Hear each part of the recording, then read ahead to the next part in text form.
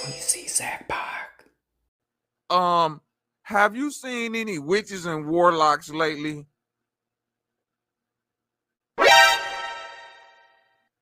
My brother, have you seen any ghouls or goblins?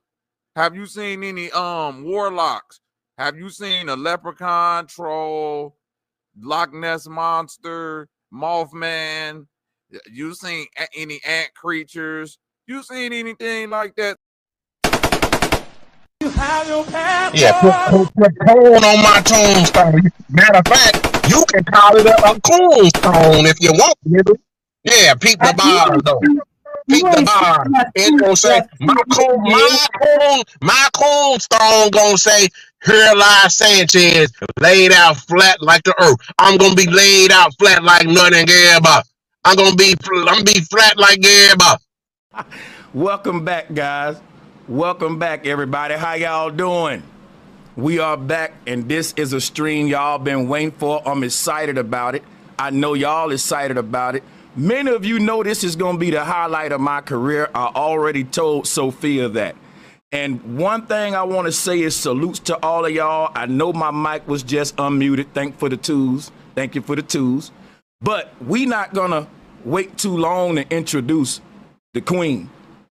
And we have Sophia here with us today, guys. Sophia Stewart, the creator of the Terminator series and the Matrix series. Let's clap it up for that.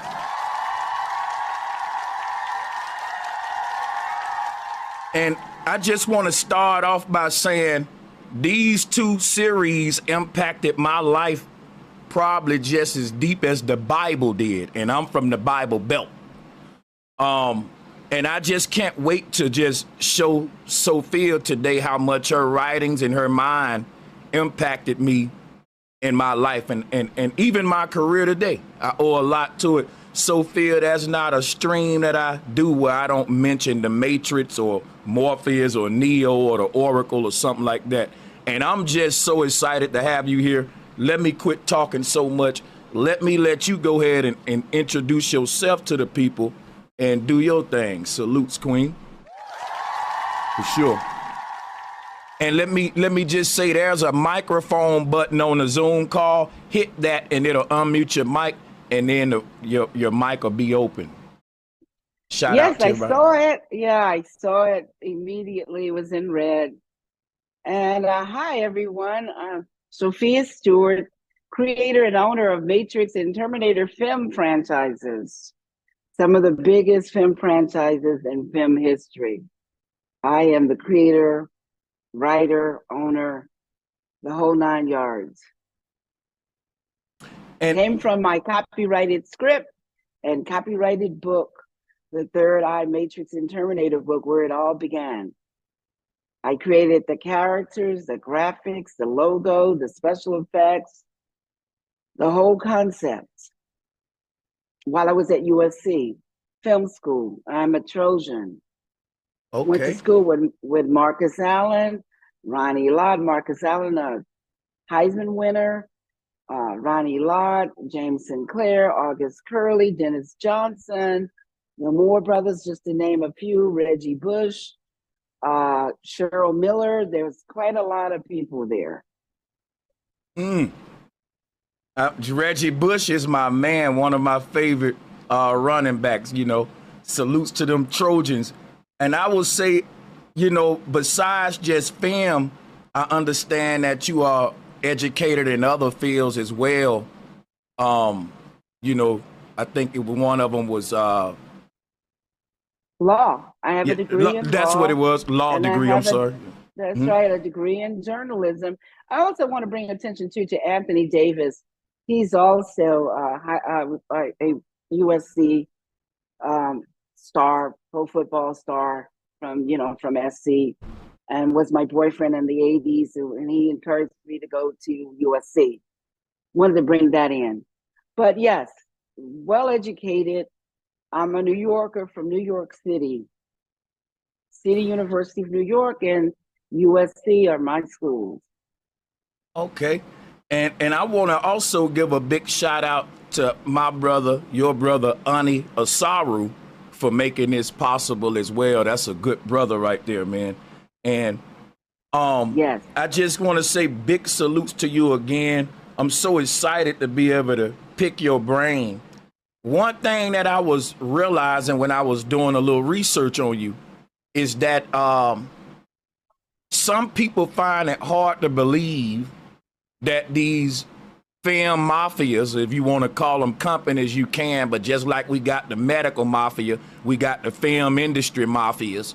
And I always told my people, Sophia, that most of these guys in Hollywood aren't creative. If you show me a good movie, I'm going to ask, okay, let me see who he took this idea from. And you see what I'm saying? And so it's not hard for me to believe that, you know, your work was stolen, but it's so hard for others. My work wasn't stolen. Okay. My money was stolen because I own the copyright and trademark to the work. Just like somebody steal your DeLorean out of the yard, they're stealing to make money off of it. They made $1 million off of the DeLorean, but the DeLorean will never belong to them because it's in your name. The certificate is in your name. Just like the receipt of the television is in your name. The deed to the house is in your name. Nobody can steal what belongs to you, but they can steal the money they made off of it. And that's what we go to court for. We don't go to court for ownership. You already know who owns what, including the judges. Mm-hmm. You have to put your ownership in there to get the money. You get the money because you sue for damages, which are called money. Mm-hmm. I have to educate people on that. I don't understand that. Nobody goes to court for ownership. They go to court for damages, which is money. Doesn't that make sense? That definitely makes sense. And this, you know, I've learned two things from you, and I've only been in your presence for like 30 minutes or so. Two jewels, y'all. She'll share the next one with you later. But yeah, that's that law degree right there, because I never thought of it like that, you know. And that's just makes it that much, to me, it's just, if it can happen to you, it can happen to any one of us. I mean, can you go a little bit into how, it has happened to a lot of people.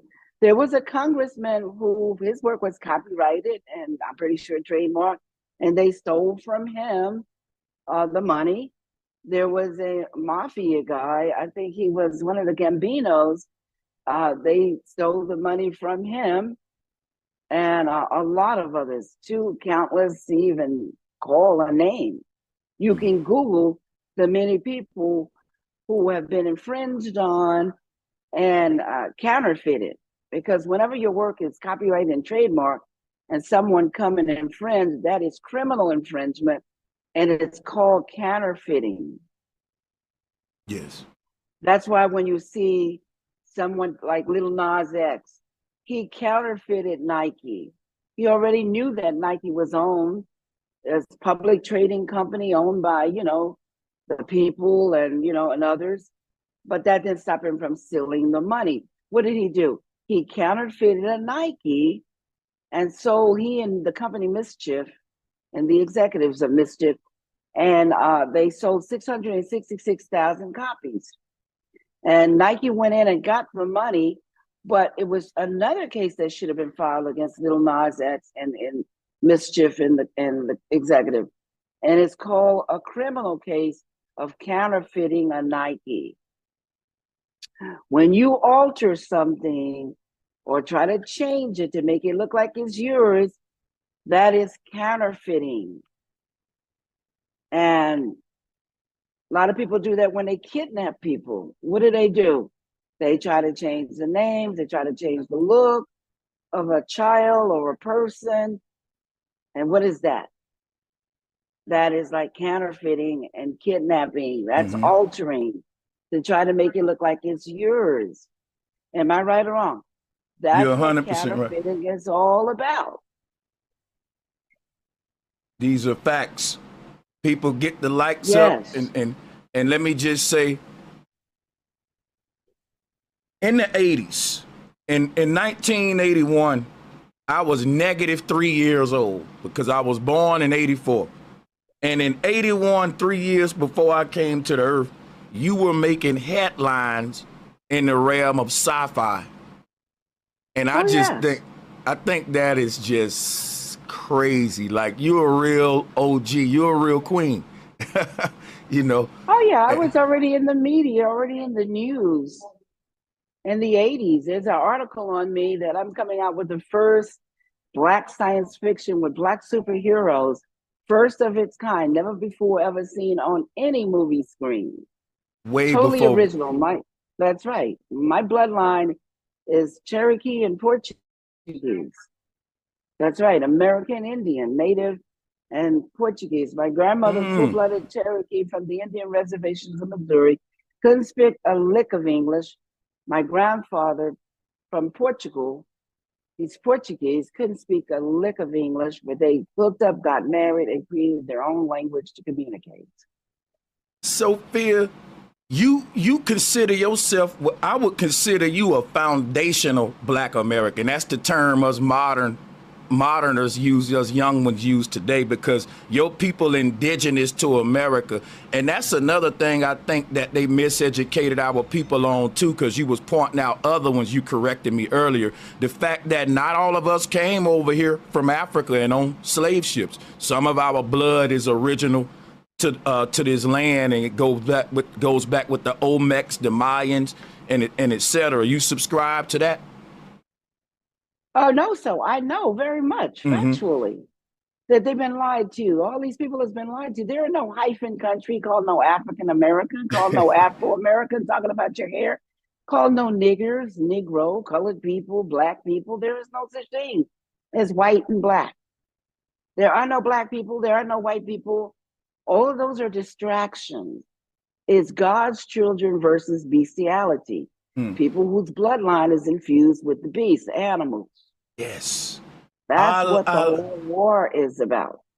Sophia, I teach this is so crazy right now. I'm just trying to compose myself, because listen, everything you was thinking about in 81 became the highlight of my life when I watched the Matrix movie.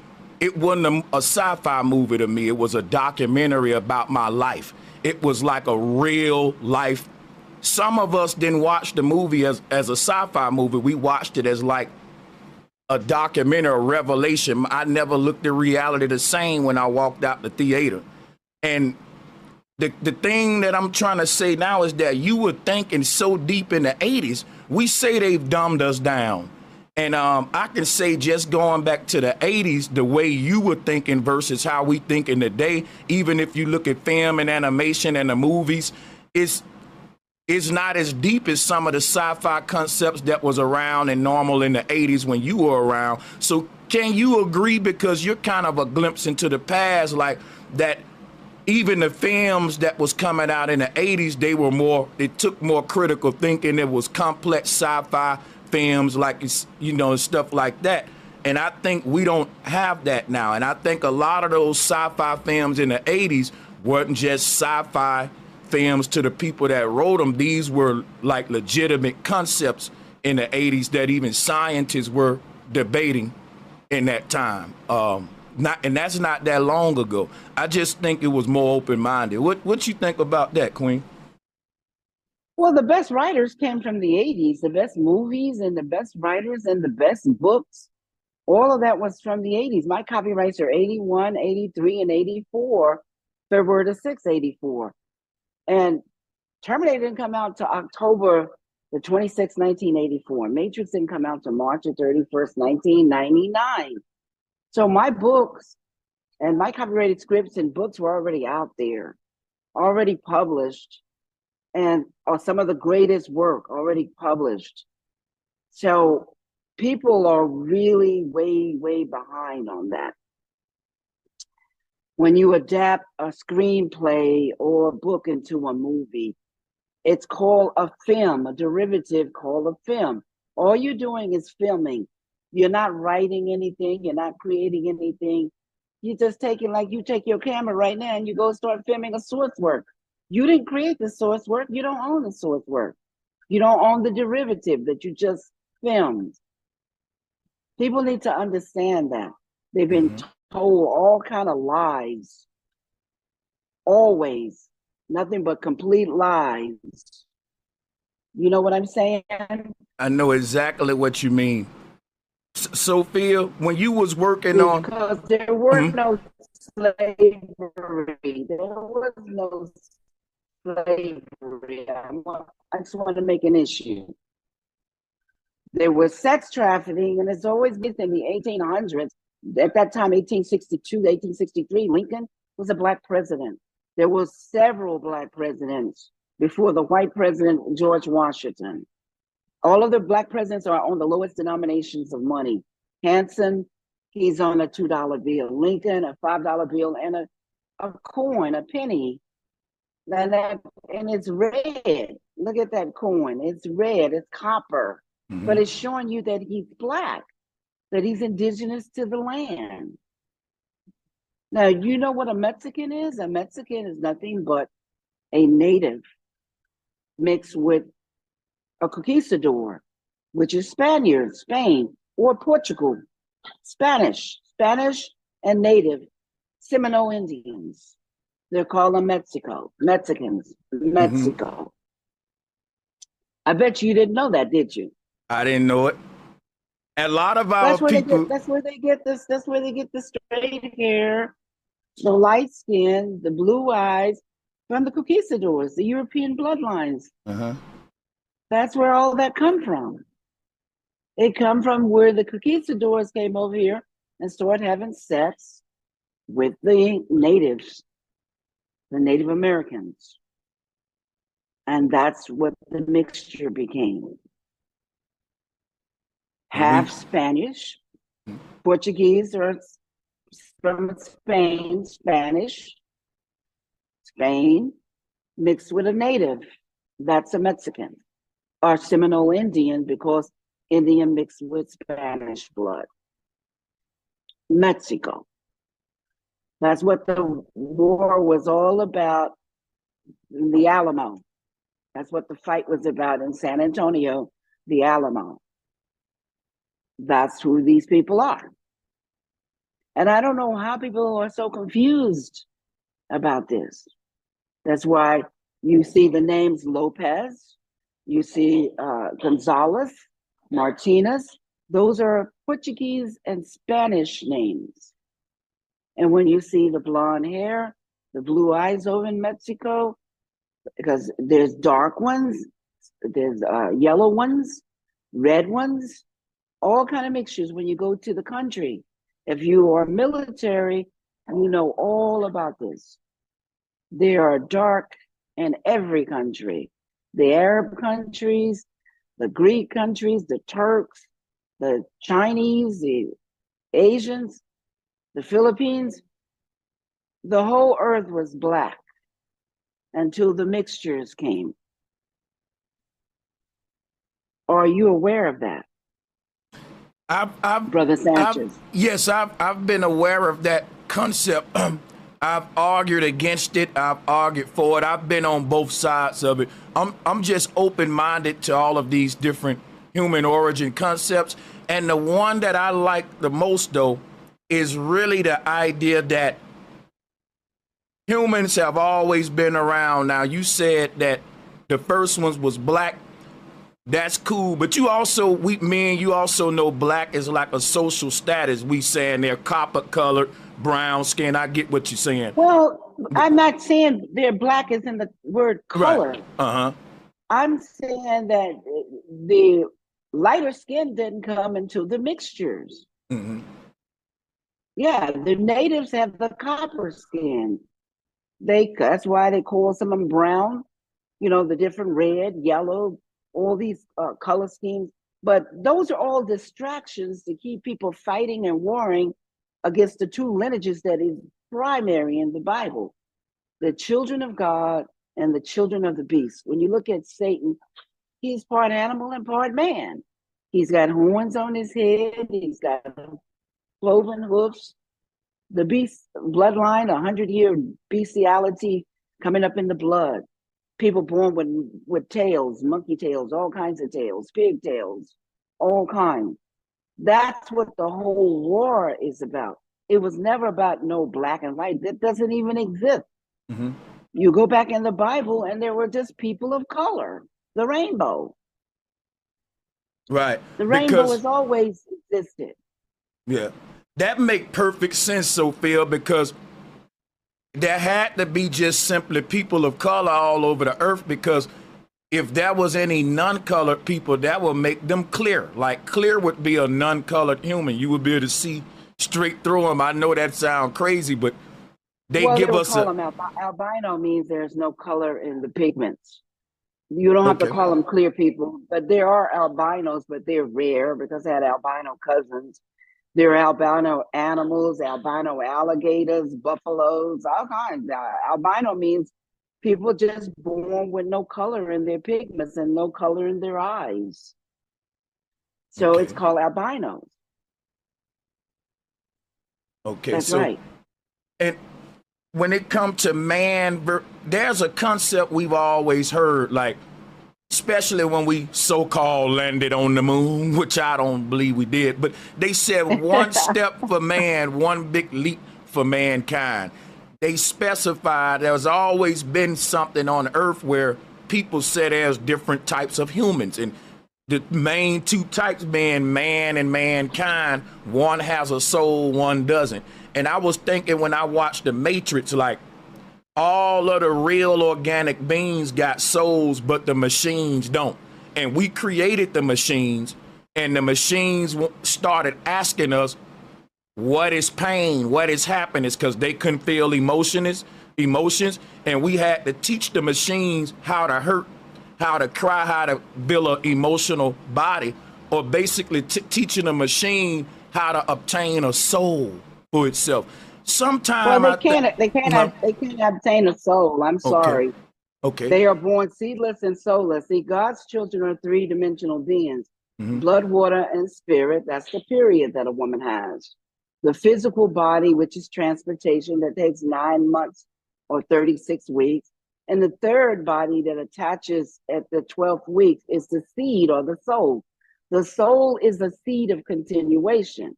Now, everything that man creates is a kind of man, a lab rat. It may be a living organism, but it's seedless and it's soulless. It may be a clone, a drone, a test tube baby, a petri dish baby, an artificial inseminated baby, a gender bender, a gender manipulated. They're created in the lab. They're called lab rats, but they have no soul, no seed of continuation. They can't have babies. They can't replicate or duplicate. So when they come, once they're destroyed, you have to recreate again. They will never have a baby. A man will never have a baby. There is no Dr. Frankenstein that can make a woman into a man or a man into a woman. The difference between a man and a woman is not the vagina and the penis. It is the matrix womb. A woman can have a baby and a man will never have a baby. I came out of the womb of a woman, not out of the ass of a man. The only thing that's coming out of a man's ass is waste. And that's what religion. Waste. Mm-hmm. And it's crazy. It's crazy you say that, because all of the religions on earth teach us that we're gonna be born again through a man. And I always say, like, that is such blasphemy toward the mother. And even when you look up the word matrix, it says womb. Womb means right. Matrix. And so, sister, matrix is the 7,000-year-old Latin word for the woman's womb, or stargate, her portal to bring babies into this earthly dimension called the earth. I love it. And I made some for you to check out, Sophia. This is inspired by your work. This is inspired by every word you just spoke about. The matrix is the woman's womb, and that what they're doing, what the machines are doing, they're reverse engineering the woman's womb into a machine called CERN. And I believe this is some kind of portal that's going to allow them to sort of now have the technology to be multidimensional like we are. Is that too much of a bizarre concept? I want to hear what you... Let me tell you, it's all a lie. It's all a lie. There is no machine except for test tube babies. And those are not living babies. I told you they're lab rats. Mm-hmm. They're a lab rat, like a clone. A clone does not come from God. A clone is a living amoeba, but it doesn't come, just like you have a seedless grape, or a seedless watermelon, a seedless orange. It doesn't come from God. Mm-hmm. That's why the insects and the animals won't eat it, but you'll eat it. But they won't eat it because it's nothing but a living amoeba. You don't even know what you're eating. It's a lab rat created in the laboratory of man. But there's no way a man can create a seed, a soul. Everything that has a seed or soul comes from God. Everything that is seedless and soulless comes from man. So man cannot, Dr. Frankenstein cannot turn a woman into a man or a man into a woman. He cannot give a woman a penis and a seed. Do you understand? And when a man's penis is cut off, his seeds are cut off, and you can't put it back on. Once it's cut off, it's gone. It can never be attached. You can attach the skin, but you cannot attach where the seed is going to work and the penis ever again. That's why when you get your penis cut off, you better be sure you know what you're doing. Before you go in and alter your body, a woman, you better make sure that you know what you're doing, because once Dr. Frankenstein get through with you, there is no going back. You are nothing but a dead thing upon the earth. And you have a short time upon the earth.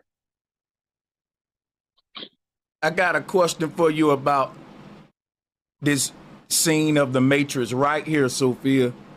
This freaked me out because they had this thing planted in his belly that looked like a little silver like tracking device right here, but it was a living like creature.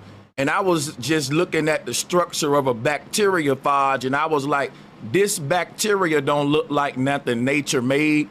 What if bacteria is also some man-made stuff and sickness never existed at first? That's some new stuff.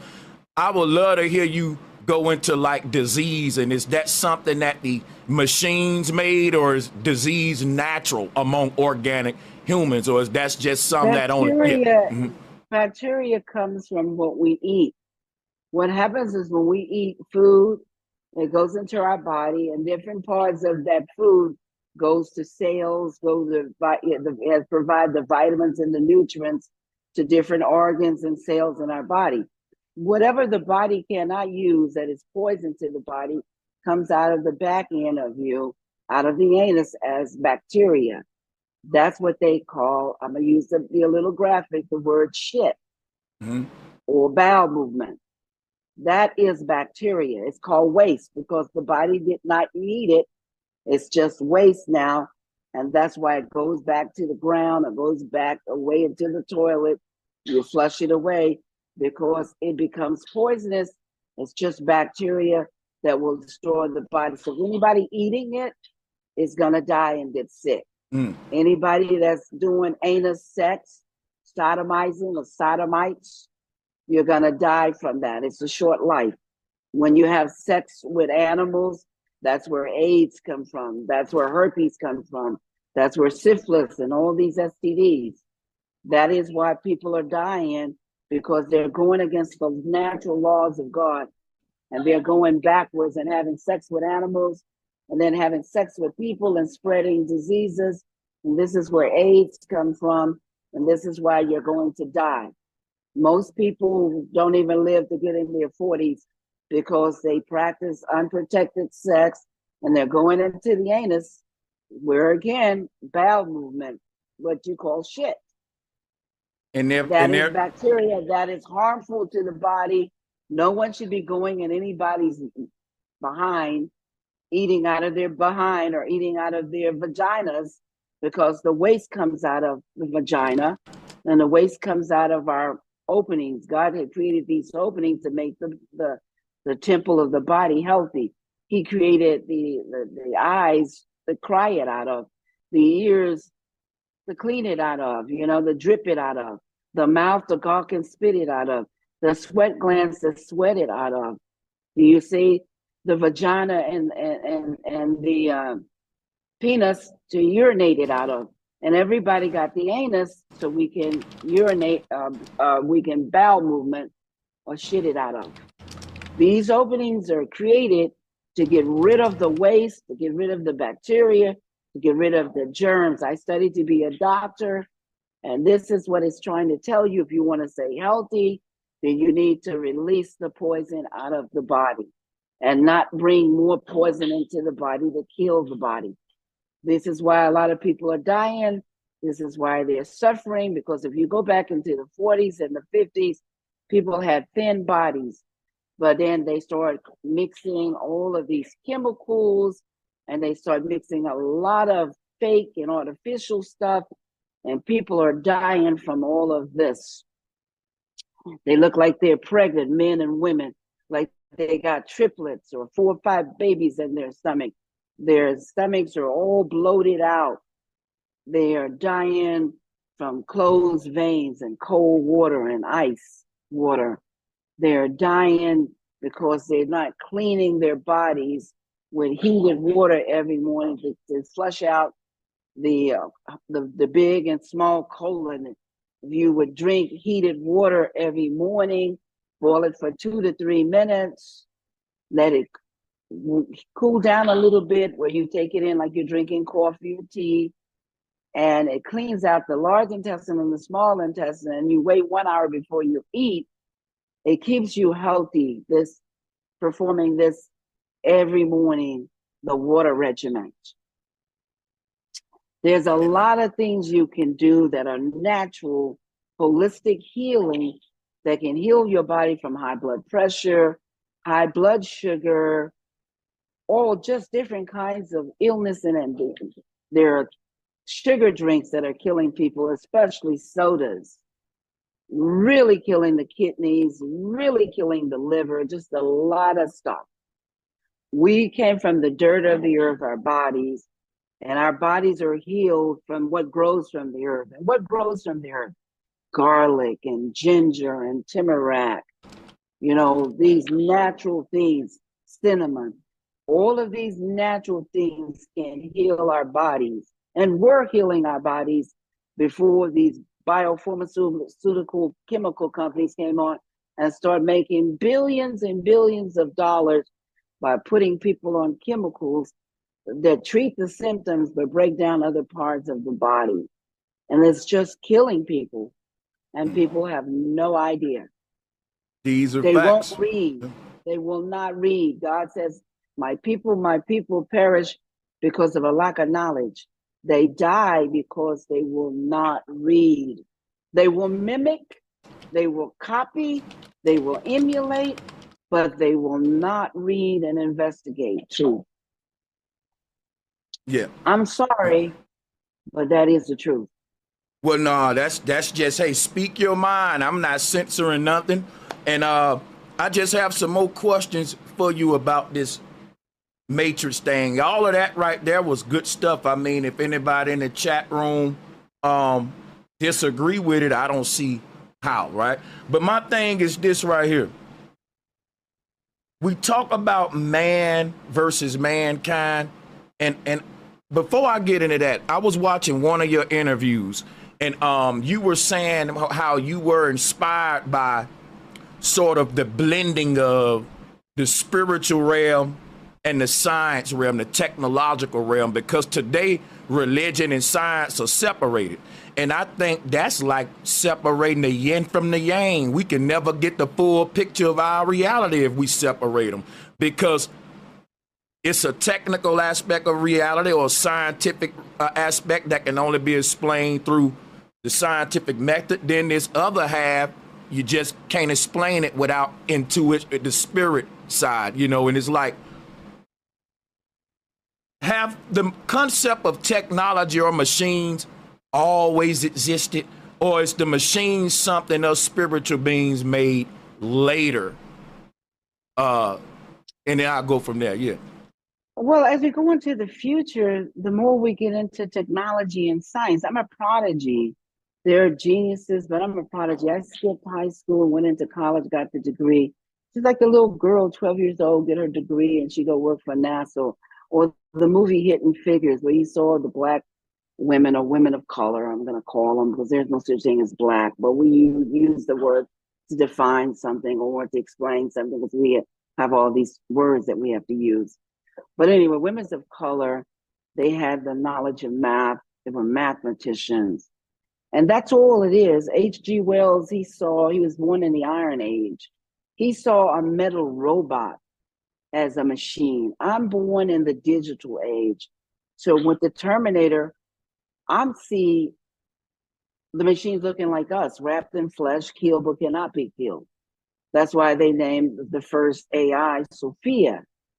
They even gave her citizenship over in the Arab country.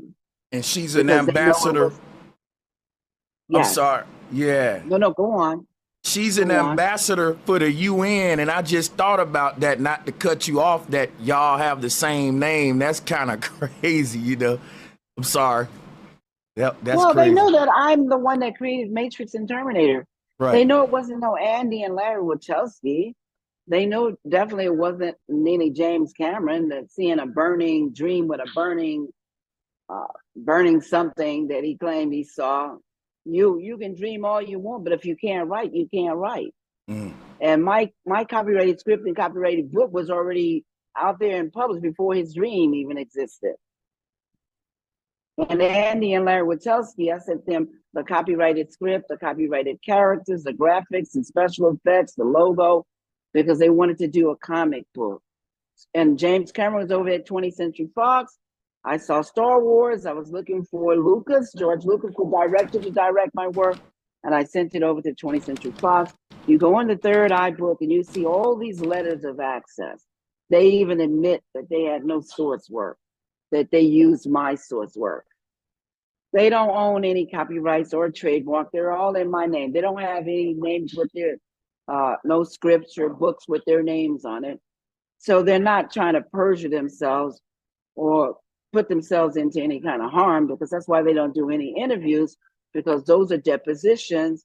And once you do interviews and you lie on those interviews, those depositions can be used against you to put you in jail for a criminal counterfeiting, especially when you counterfeit copyrights and trademarks. So people need to know that. You don't have to prove anything. Go look and see their names are not on anything because they didn't create anything. They don't own anything. Sorry, but I have to tell you the truth. No, you don't have to apologize for telling us the truth. We love it over here, even when it hurts. So, and they loving the interview as well, Sophia, and the questions and the responses. I'm gonna go off topic from the Matrix 1 minute, because you was talking about nationality and race earlier. And before we get too far from that, I do want to pick your mind about this Kamala debate. Do you think she's, black or brown, one of us, I'm sorry to laugh at that. Like I told you, there's no such thing as black. There's no such thing as Indian, her family comes from India, East India, you know what I'm talking about, but they're people of color. All of the people in these foreign countries are people of color. You go to any country, military, and you already know this. All the military people and the dependents, they've been around, they know this. I don't know why people keep it going. I think that is meant to keep people going up against each other, fighting and confused and ignorance and lies. That just keeps people from looking. Those are called distractions and keeping you from looking at the truth. Yeah. Now, Kamala, whatever her name is, Kamala, that's what she calls herself, Kamala. I just don't see her being qualified to be president of the United States. I'm sorry. I just do not see it. That's my personal opinion. It has not to do nothing with anybody else. I don't vote. I don't have an aim, because this is, to me, good cop, bad cop. In the end, they're going to do whatever they want to do. Yep. It's just like this. You can promise anybody the world when you're out there campaigning. Everybody campaigning can promise the world. But once you get in those jobs, you got to stick up your ass like a puppet master. Yep. The puppet master is one that's got you doing whatever you're going to do once you go into office. So you belong to yourself now while you're campaigning. But when you get in and you go and, you go into those offices, you're nothing but a puppet. And you have what you call a puppet master that's controlling every aspect. And all you're trying to do is stay in that job and keep that money, that no matter if you retire out or die out, you have that money for life. That's the way I see it. So no one gets my vote because I'm not voting. That's what I see. Good cop, bad cop. That's how it's all been played here. That is dope. That's the sentiments of my whole following. That's how we feel about politics mainly. But even though we got a lot of people going conservative with the Trump thing, but like you said, good cop, bad cop, that's the way I sum it up as well. I'm going to hop back over to the Matrix thing. When I looked at the name Neo, right, I rearranged it and you can get the word one. Neo is the one. I think that you did that on purpose. And they also took your concept once again, and they kind of gave it a facelift and made Jet Li the One movie. But they kind of flipped it a little. You see what I'm saying? I remember when they did that. I was cracking up because with the Terminator and Matrix is one epic story. When the machines in the future hears the Oracle's prophecy that a baby is going to be born, they know the woman that's going to have that baby is Sarah Connor. And they know that they have to time travel to kill her, past, present, and future time travel, to kill her so that baby, JC, John Connors, Jesus Christ, who grows up to be Neo, one and the same in the Matrix. John the Revelator was the only one that called Jesus the One. So all you do is flip the Neo is an anagram for one, Neoone. And the Matrix is mentioned in the King James's Bible 5 times, 3 times in Exodus, 2 times in Numbers. Exodus 34th chapter, 19th verse, God says, those who open up the Matrix or those born out of the woman's womb are his children born with seeds or souls. You see what I'm talking about? Yes. So what I wrote was the second coming of the Christ, the evolutions of consciousness, man versus machine. I just did it in science fiction form, a little science fiction story. But the overall and the impact is metaphysics, technology, technocracy, you see what, spirituality. All of it's combined as one epic story, but done in a little science fiction story, because Hollywood had no idea the reason why I wrote it that way. They would not understand what they stole and put out. You know, I'm talking about to make the money. Stealing that money. The money came to them so in billions of dollars, and they couldn't let go. They didn't want to carry the message of God, but they could not resist the money. The almighty dollar was coming at them so quickly, so fast, and so much, they could not let go. To this day, they cannot let go. Matrix and Terminator have made tons of money. But anyway, like I said, the Oracle's prophecy, and what happens, the rebels go in the future, they hide him out, because look at the Terminator. The first Terminator you look at, he's coming to kill the woman. The second Terminator to kill the teenager. The third Terminator to kill the man-child. But then he's hidden in the Matrix until the rebels, the rebellion or revolution starts, which is in the book. You got to get the book, everybody. Get all the 4 of the Matrix and Terminator books. You won't know what is going on till you read the books. You can't even understand the movies, which are nothing but derivatives, films, until you read the books. Get the books. Get the knowledge that the movies are telling you, but in greater details are in the book. But anyway, they wake him up at 30 years of age, take him over to Morpheus and train him to fight the machines, take him to the Oracle, because she's going to give him victory and lead him to victory on his journey. Matrix and Terminator movies, one epic story. And they don't make sense without each other. Make no sense without each other. And I mean, the moment you say that they're one movie, you can't unsee it. I can't separate them now. I can only see how they're one big body, and it makes so much sense how the machines eventually get so smart that they take over the humans. And then I always heard that if this were to happen, hypothetically, the machines would transform our world into their world. And when you look at what's happening outside, the sky being sprayed with metals and bariums, your story is coming true right now, Sophia. Well, I'm talking about all that in the book. The reason why most people, and maybe not you, even know, because you've never read the books.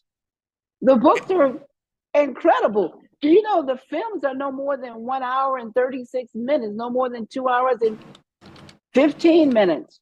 They're just a little segment out of the books. You want more knowledge, you go into the books. There's 4 books on Matrix and Terminator that I've written. And people who are reading those books, you go on Amazon, you go on Barnes and Noble, you go on Nook Press, all of these places, and you'll find the books. My website, truthaboutmatrix.com or matrixterminator.com. You can Google Sophia Stewart's books, and they're there with nothing but knowledge. Metaphysics, spirituality, technocracy, technology, all of this stuff, incredible information is in the book. We're talking about quantum physics. We're talking about ancient sacred geometry. We're talking about calculus. We're talking about math and beyond. What a lot of people don't know because they never read the books. They've seen the movies, they're talking about the movies, but wow. If you read and you saw Lords of the Ring movie, well, I know they didn't read Lords of the Ring book, the Maze movie, the Maze book, the Gravity movie, the Gravity book. Come on. V for Vendetta, Alan Moore, the English writer. He wrote the book, then the movie came out from his book. Why haven't you not gotten the books? That's amazing to me. I think I can answer that. And it's going to be an embarrassing answer, but I'm going to keep it real.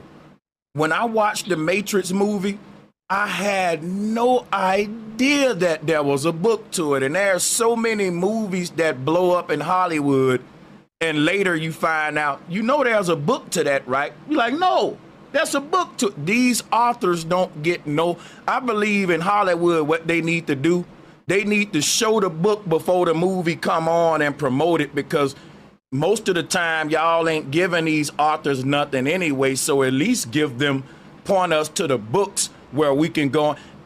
There were people when not true. That's not true. That is not true.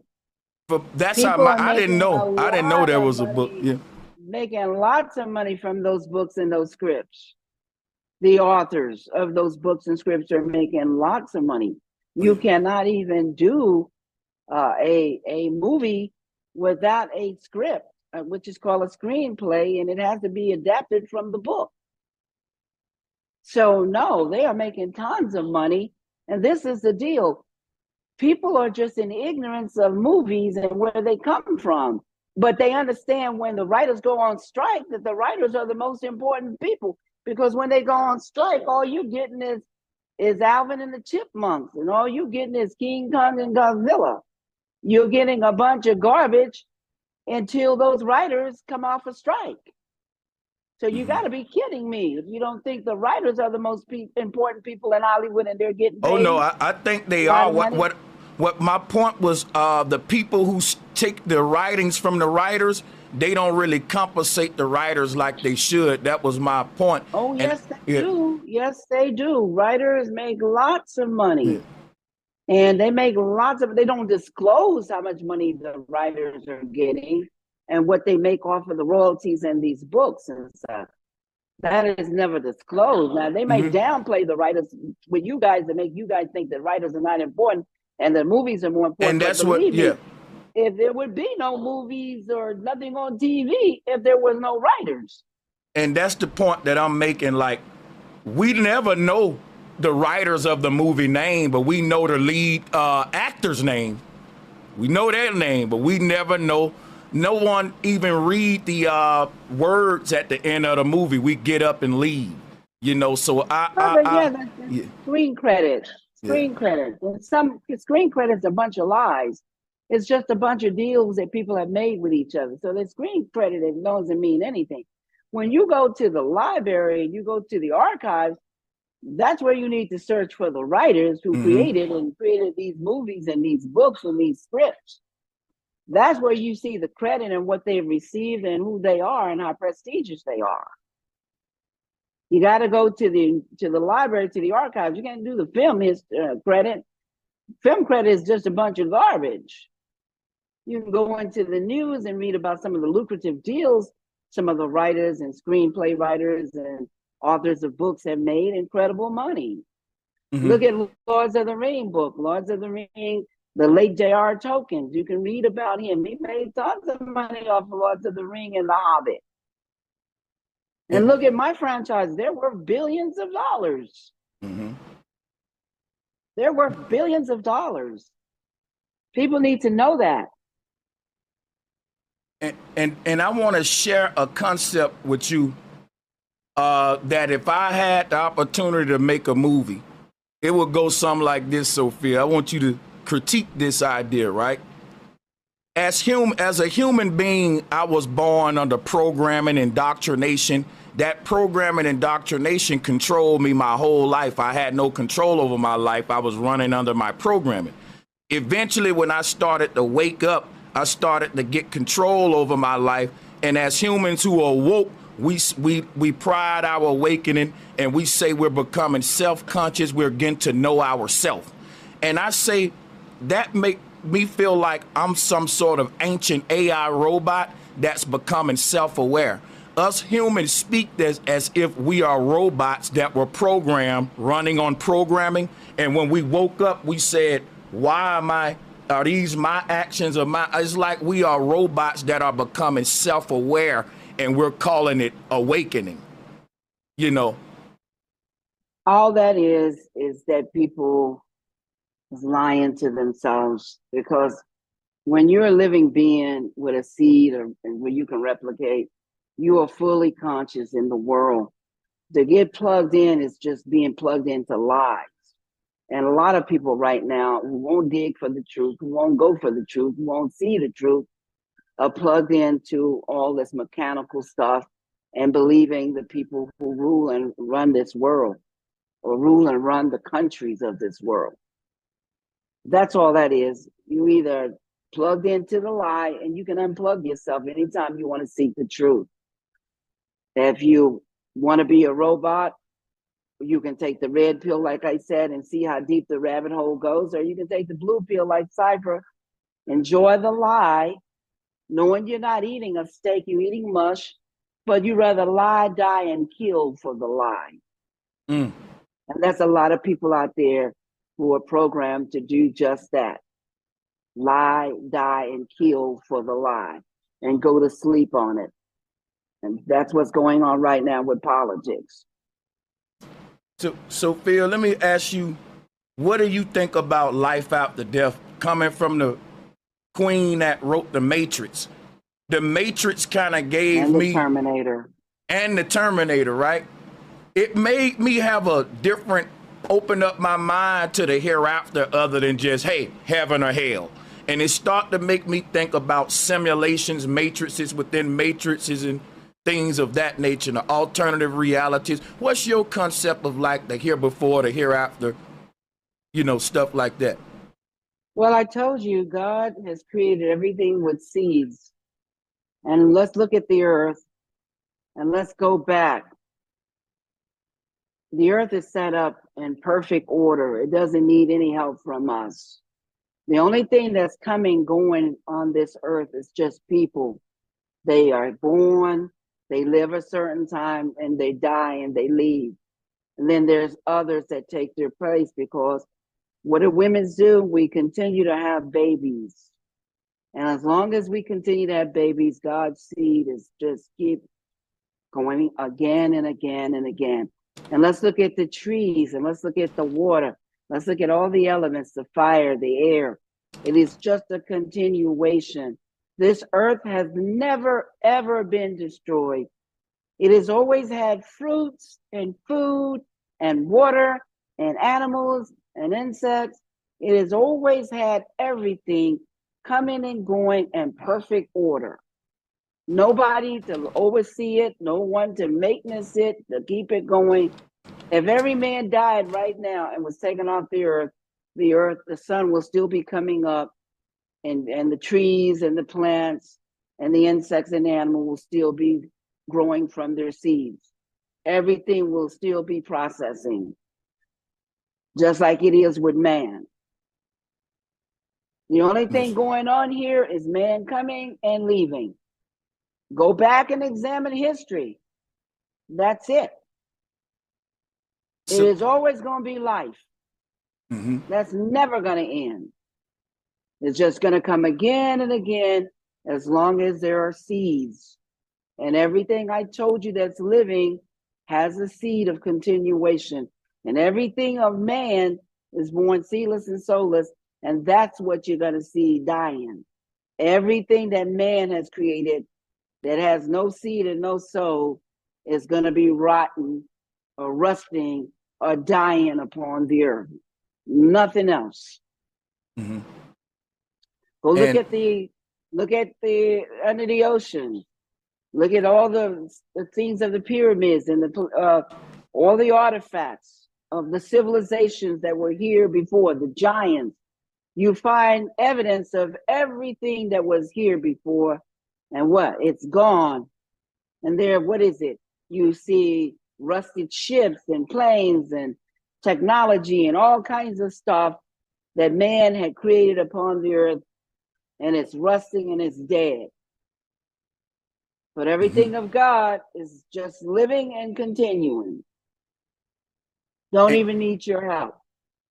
Could that be the dual nature of God? The fact that if God represent infinity and endlessness, meaning things that don't age, don't wither away, if God represent all things, then within all things we also have the lie. We also have aging and death and getting old. So shows the paradoxical dual nature of God, because if God is everything, then that would mean the stuff we don't like too. Like that would be the yin got to come with the yang sort of deal. What do you think about that? I think the ancient Christian. It's just the bodies. It has nothing to do with us.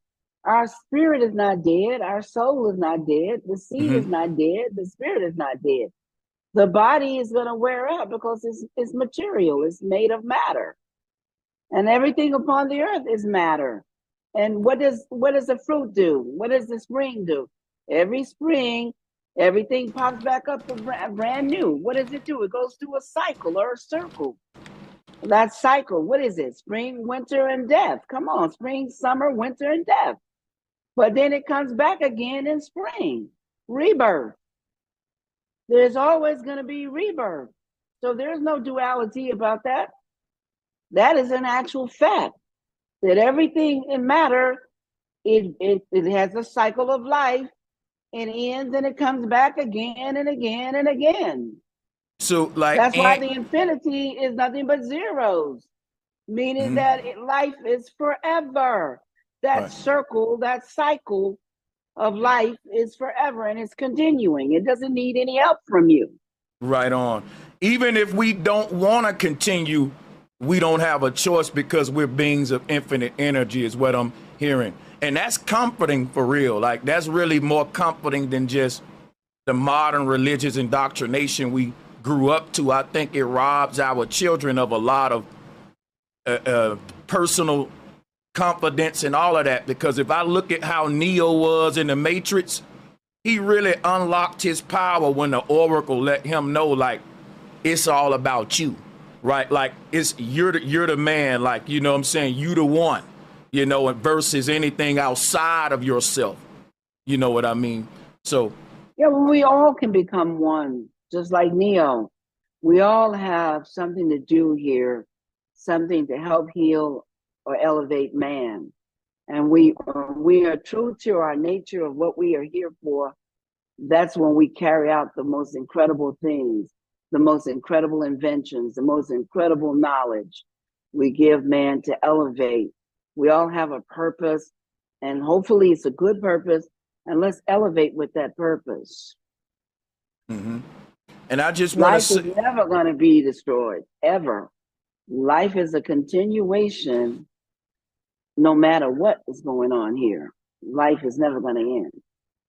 The seed of the soul is a continuation that God exists forever. Yes, I totally agree with that. And a lot of people in my chat room was asking about your cross. I guess they was thinking like, okay, she's a Christian woman or whatever. I'll let them know that. But I also say to people in the chat that's interested in getting the books, the links are in the video description.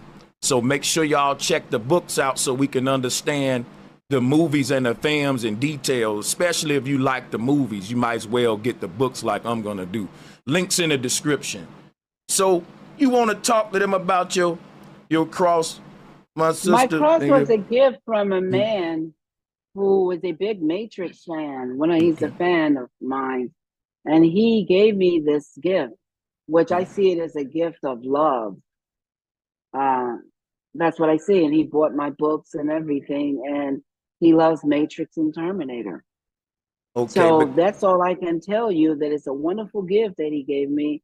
And I'm proud to wear this gift of love. Okay. It came to me with love, and it was chosen for me to wear today. Okay. So you're not a Christian, are you? Well, I'm not going to say what I am or what fine. I'm not, but I must say this. I believe in God. All right. I believe in Jesus. Okay. I know that Michelangelo whitewashed Jesus during the Renaissance period. I know that Putin has put out all the black images of the Christ, and a lot of truth is coming out about everything here on earth, but it has nothing to do with who I am. The message of God came to you from the Matrix and Terminator. That is all come out of the Bible, biblical. Yeah. Go in the Bible and you will see Matrix is there. Was not created by man, wasn't created by no James Cameron or no Gail Ann Hurd or no Andy and Larry Wachowski. I'm sorry, but that is, and God chose me to deliver that message, and he raised me up from a little kid when I was in the 7th grade, 11 years old, to write the message. And I got a degree in journalism, so I can carry out and do what he wanted me to do, and I will continue his message upon the earth. That's why it's 4 books, and the Matrix 5, 4, and 5 movie is going to be animation. And that's going to have more continuations of the Matrix, not the garbage, regurgitation, resuscitation, resurrection, and not what they're trying to plan to throw on y'all to get money from you. These people cannot write the Matrix, cannot write the Terminator. They've just been lying to you and taking your money. Mm-hmm. You need to sue them for fraud. You're going to always be disappointed, just like you saw the regurgitation, resurrection movie. John Wick is not Neo. They can't use Neo.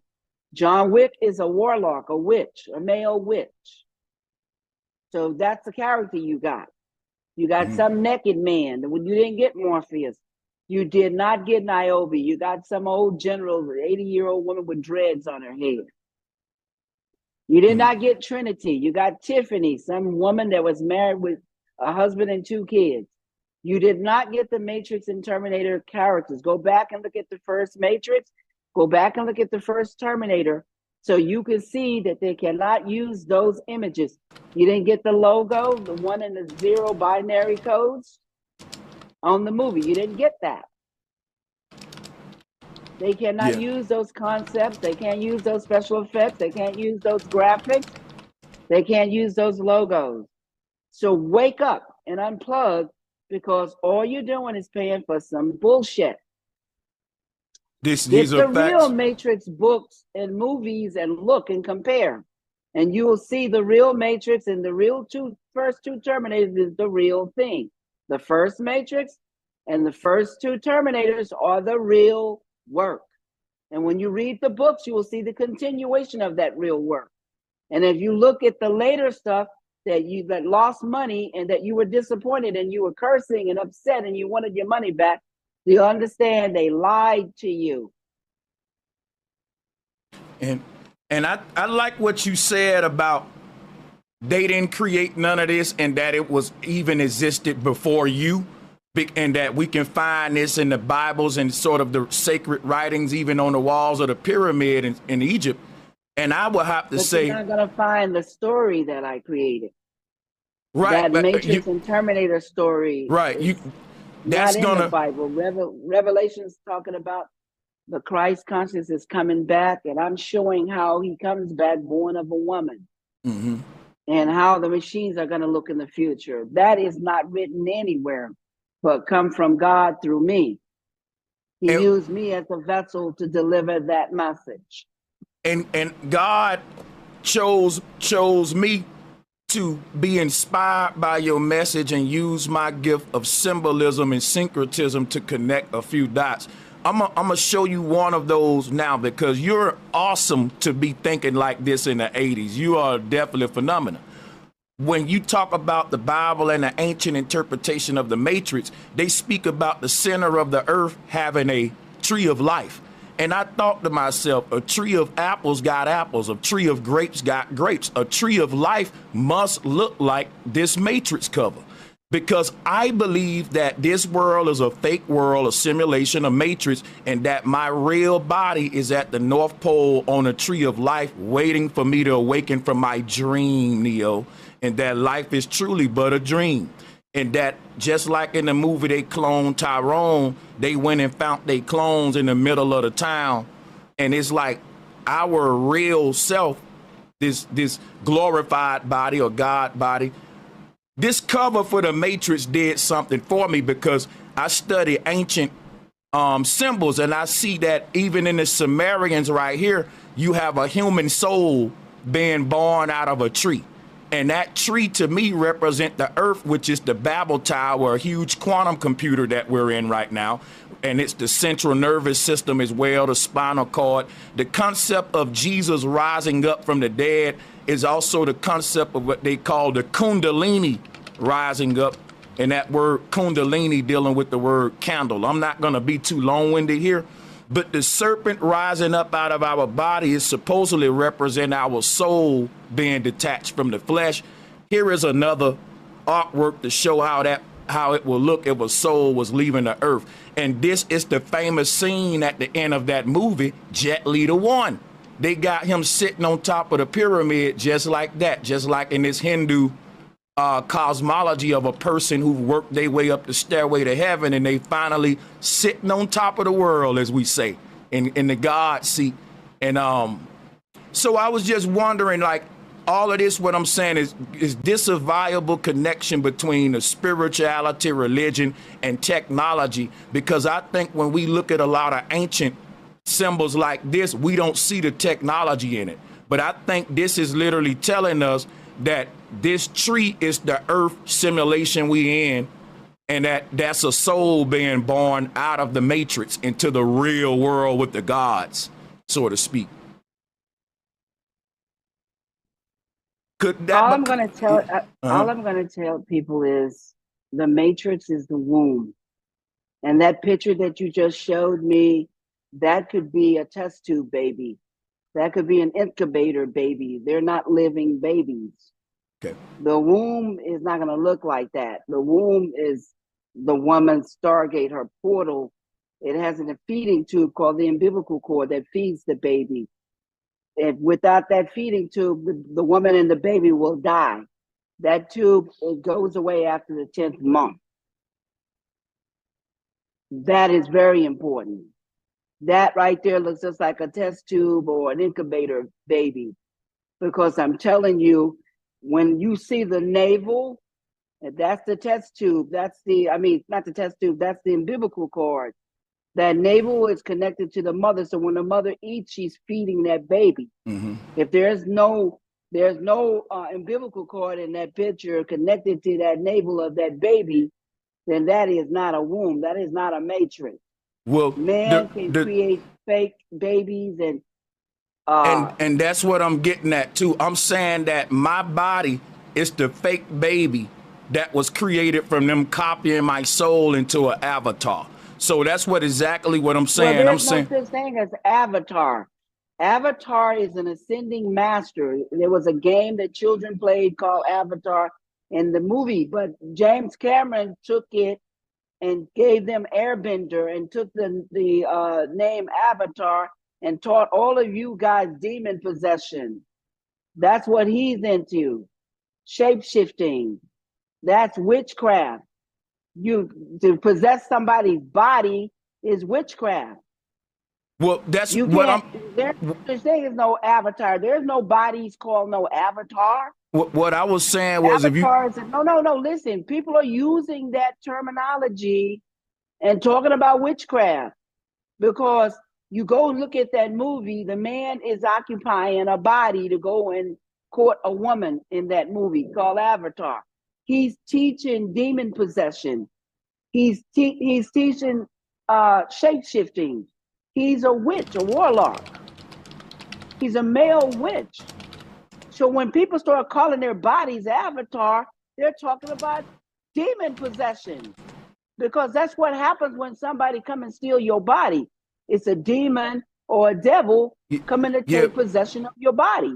Now, but sister, now I understand terminology. I understand how they used it, but the term avatar been around since the ancient Hindu, and this movie guy, he plagiarized it. Master. Listen. Avatar, listen to me. Avatar is an ascending master that has control over the elements. He controls the earth. He controls the air, fire, and water. He's an ascending master that has mastered the elements where he controls them. But he is not a body of demon possession. James Cameron was teaching devil possession to people and witchcraft. And a lot of people don't even know that they're using witchcraft when they talk. And a lot of Black people are using that terminology, calling their bodies avatars. So your body is not an avatar because you're not an ascending master. The Buddhist people would talk about that. Go on.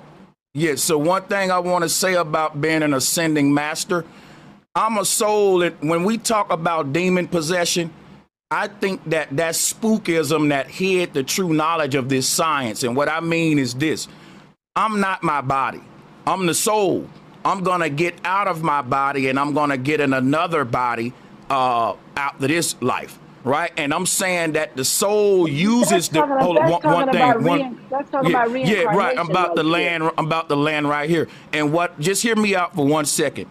How our soul uses our body is the avatar concept. And I know they turning it into demon possession. That is when another soul gets in your body. But my soul got in my body, and it is the sole controller of this vehicle called Broderick, right? And when it stops flying its plane, it'll crash and go into a graveyard somewhere. So what I'm saying about the word ascendant master, I'm saying that me as a soul in a body, each lifetime is an experience for me up the stairway to heaven to reach greatness. So just like the movie Jet Li 1, we are all ascending masters that are climbing the stairway to heaven one lifetime at a time till we get back to our master self. Islam, I am self-law and master.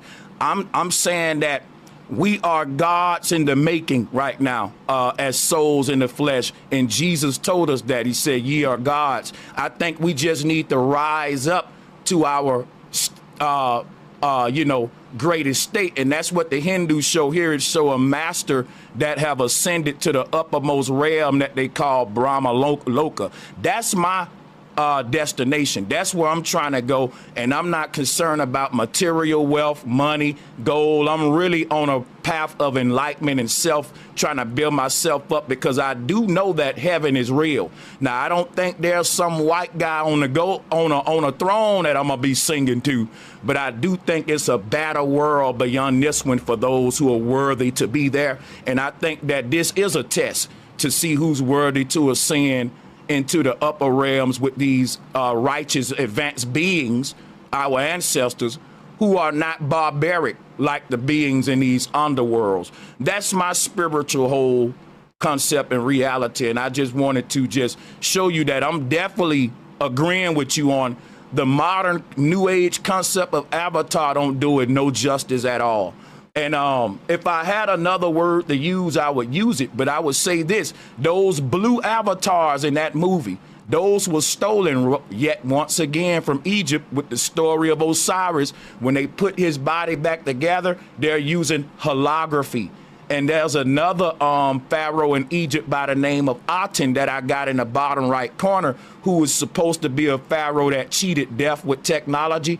And what I have in the top left corner of here is the World Economic Forum. They have a project, the Human Project 2045 project, where they want to cheat death and make death an option by 2045 by uploading our consciousness into holographic bodies like what we see here. And I'm saying this is ancient knowledge from Babylon and Egyptian. They cheated death.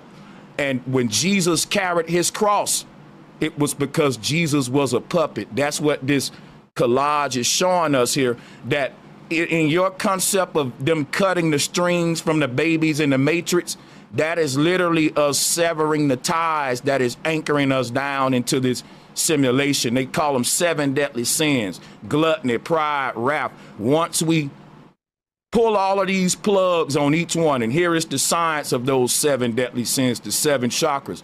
Your concept of the Matrix is so profound, sister, because it blends technology and spirituality in a way that I've done my whole career, and I just can't thank you enough for doing this. I'm so excited that I gotta stop myself from talking too much, because it's so much I want to share with you. We tell people unplug all the time, and when I look at this baby right here, sleep, dreaming of a lifetime, and I look at this old Catholic image of the man of sin from 1737.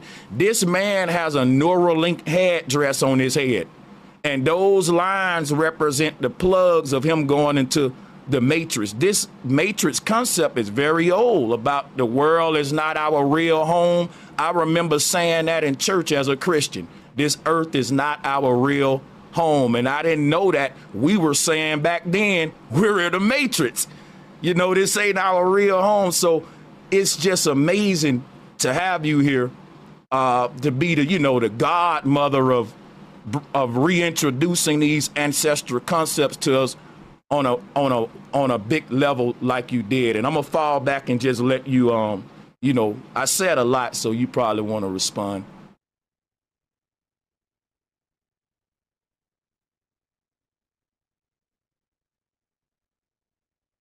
Hello? Yeah, there you go. Anyway, I never said that I wasn't a Christian. I represent the Christ. Christianity has been around a certain period of time, and I never said I wasn't no Christian. So anybody that is confused about that, do not be confused. What I'm going to do is I delivered the message of God. Get the books, read the books, and you will see for yourself what I'm talking about.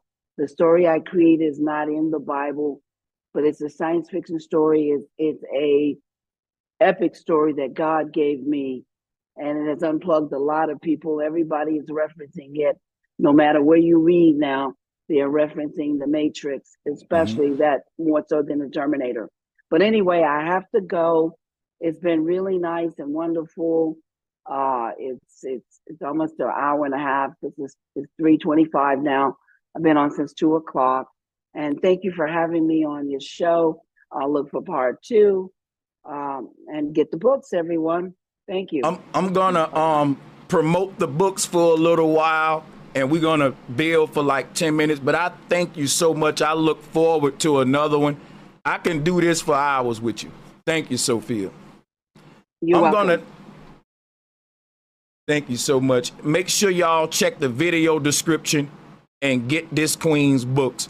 I gotta clap it up. It was a dope interview.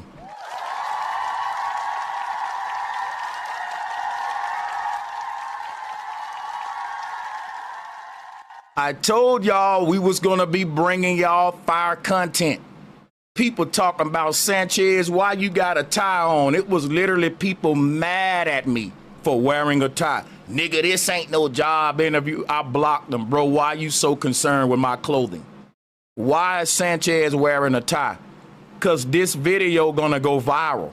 It's gonna be chopped up What if you end up on a clip of your video end up on Joe Rogan?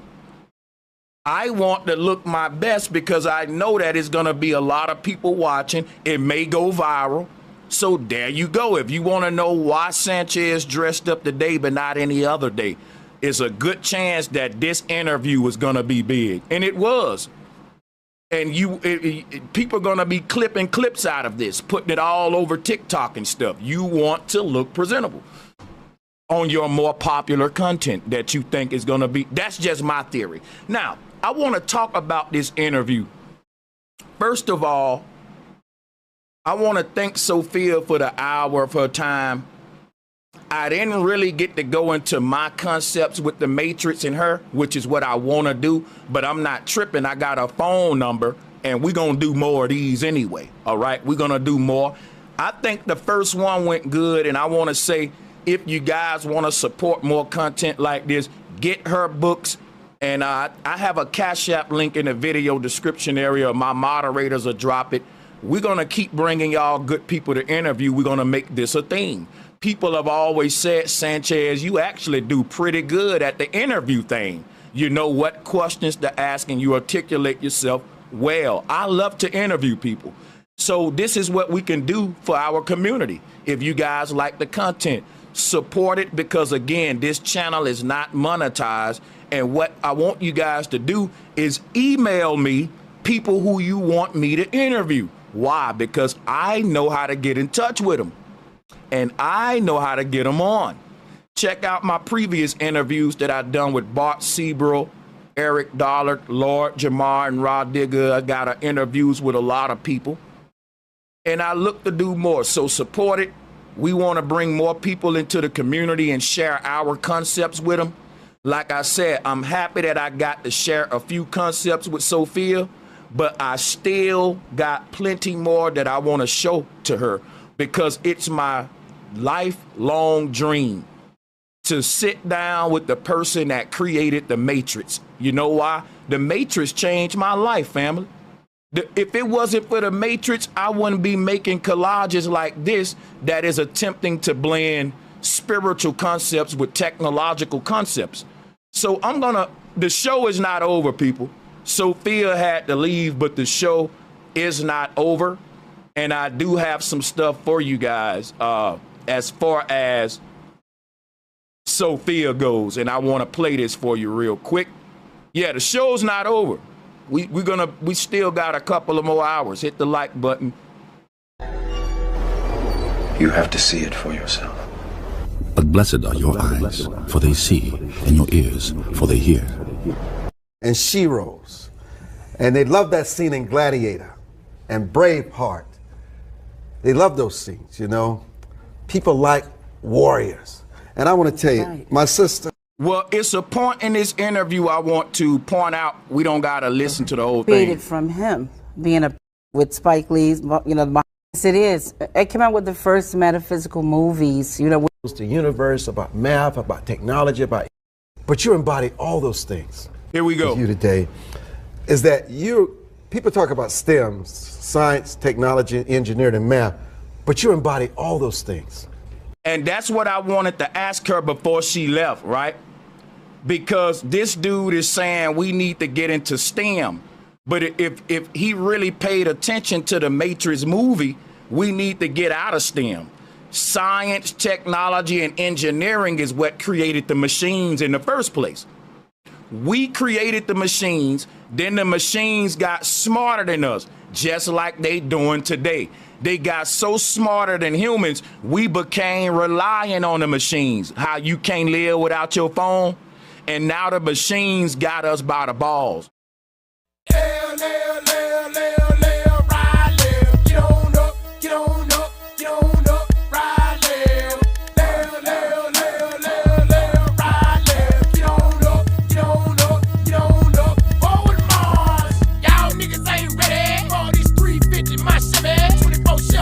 Drop, play without.